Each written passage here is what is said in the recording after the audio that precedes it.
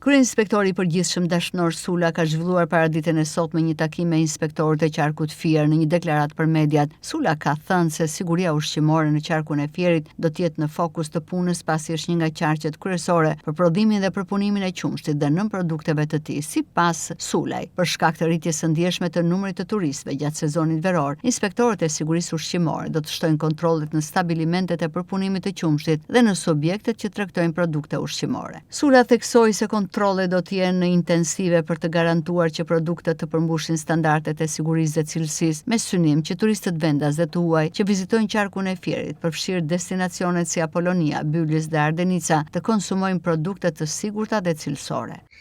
Në radhë parë shpreh kënaqësinë që jam sot këtu në qytetin e Fierit dhe në gjithë qarkun e Fierit, me rastin për të patur një takim me të gjithë inspektoratet rajonale të qarkut të Fierit. Në qarku i Fierit është një qark jashtëzakonisht i rëndësishëm, është qarku i dytë në rubrikën e Shqipërisë për nga rëndësia, duke patur parasysh që përfshin 5 bashki shumë të mëdha, duke filluar nga Divjaka, Lushnja, Roskoveci, Mallakastra dhe Fieri. Sigurisht aktiviteti i inspektorateve të qarkut të Fierit është një aktivitet të cilët sidomos tani që për pak ditë mbushën një muaj nga hapja e sezonit veror për turizmin dhe të gjithë problematikat e tjera, duke patur parasysh që fusha e inspektimit janë fusha shumë të gjëra, duke patur parasysh që Myzeqeja është ambari i Shqipërisë në qarkun e Fierit, duke patur parasysh që ka patur problematika ndër vite për sa përket ndotjes në qarkun e Fierit, sidomos të disa subjekteve të mëdha, ato në fushën e shpimit janë të naftës apo subjektet e tjera, të cilët ka qenë shqetësuese për qytetarët e Fierit, të gjithë qarkut të Fierit, dhe unë me cilësinë si inspektori i përgjithshëm i Republikës së Shqipërisë kam marrë të bëj një takim të posaçëm, pra që në mbledhjen që do realizojmë me të gjithë inspektoratet dhe për t'i lënë detyra konkrete këtyre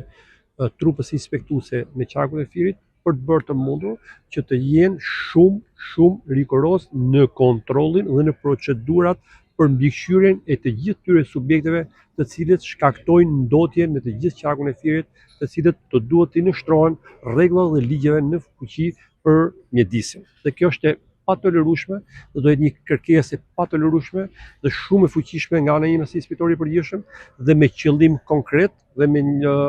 hartimin e një plani konkret i cili sigurisht nuk mund të realizohet as për një ditë, as për një javë, por të paktën brenda 3 muajve që kjo shqetësim që ka qenë në të gjithë qarkun e Fierit do duhet të mbyllet një herë e përgjithmonë. Ka stabilimente që do duhet që inspektorati i AKU-s do duhet ketë vigjilencë të shtuar përsëris, sidomos në këtë periudhë dhe të periudhës së turizmit, duke patur parasysh dhe shtimin 4-5 fish të numrit të turistëve, qoftë vendas dhe qoftë të huaj, duke patur parasysh përsëri që qarku i Fierit ka 3 pika destinacione turistike shumë të fuqishme, siç është Apollonia, siç është Bylisi dhe siç është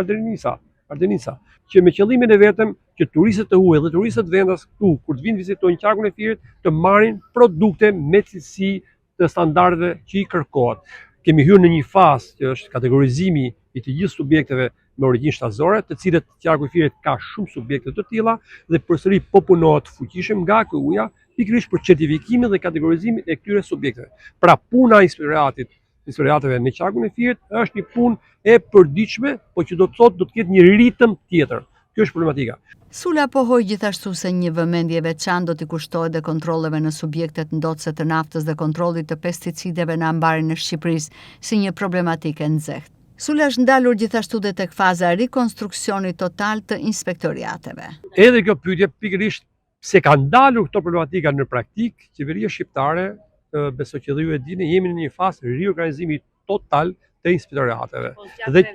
ligji 99 i vitit 2024 ka hyrë për sa përket fushës së inspektimit, ka hyrë me datën 13 maj të vitit 2025 në fuqi. Pra ka një vit e 2 muaj i cili është në fuqi ky ligj dhe ka filluar ky proces dhe po ju garantoj që fundi i vitit është procesi fundor i të gjithë strukturimit të inspektorateve dhe pikërisht kjo pyetje me të drejtë ju shtruat ka të bëjë që kemi 2 inspektorate të mëdha të cilët riorganizohen, ka të bëjë me IKMT-n, ku i bashkëngjitet AKM, Agjencia Kombëtare e Mjedisit, ku i bashkëngjitet dhe pyet,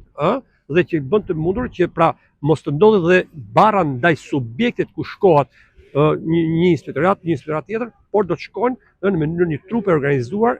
po themi e centralizuar, pra në bazë të inspektimit të cilit do realizohet. Pra në centralizimi që bëhet tek AKU-ja,